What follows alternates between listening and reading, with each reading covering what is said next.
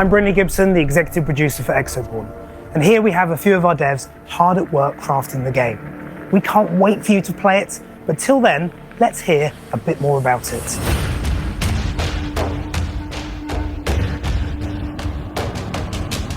Exoborne is a PvPvE extraction shooter set in the United States after a climate disaster has destroyed the entire world.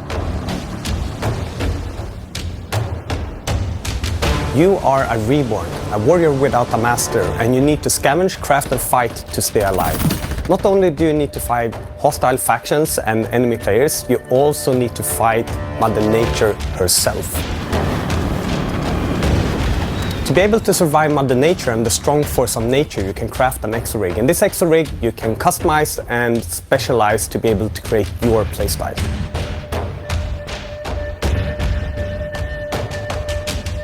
Exoborne takes place in a fictional place called Colton County. That's on the east coast of the United States. As a Reborn, you arrive here being summoned by a character named Tar. He's the leader of the Reborn rebellion. Your main enemy is a group called Rebirth. They caused this big disaster by the use of these geoengineering terraforming towers that you might have seen in the gameplay footage. When Rebirth turned these towers against us, they unleashed these cataclysmic storms, basically tearing the world apart. And these forces of nature imprint on the gameplay. You have to act and react to that every time you play. On top of that, we have hostile factions and friendly factions. Hostile factions are bandits, like the Nord and the Bodkin. They're objectively evil, and they're to kill everything they see. Then you have the good factions, the ones you want to work for, the Alpha, the Sovereign, and the Potluck. And they are the ones you do missions for, and they are the ones that carry the plot forward in the game. Listen, I could use your help. So the player needs to enter the world and find valuable loot. That's kind of like the main objective. When you do that, there is other people looking for the same thing, so not all Reborn are good guys. There are some that turn bad, and basically you can never trust anyone, so anybody can attack you at any point. And in the world there's gonna be enemy factions trying to defend those valuable areas, and the more dangerous areas will have more dangerous enemies. The main goal would be to enter the Rebirth facilities, where the most dangerous and most valuable loot exists, but then also it has the hardest enemies and the most difficult encounters in the game.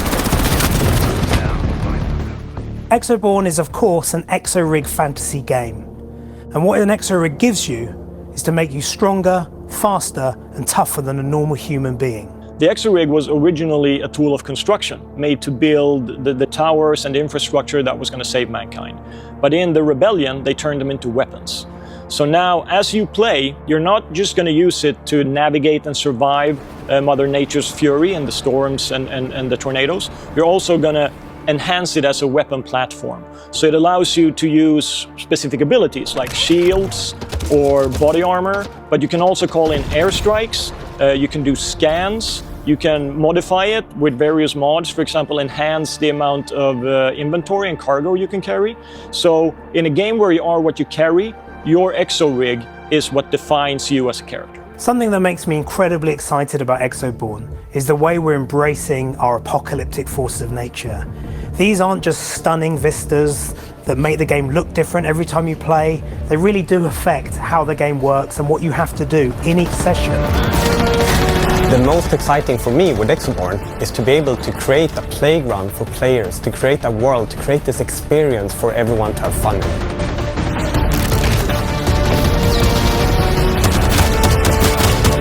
If you want to know more about Exoborne, wishlist the game on Steam, and be sure to follow us on our social channels, as we'll have some exciting news about playtests coming early next year.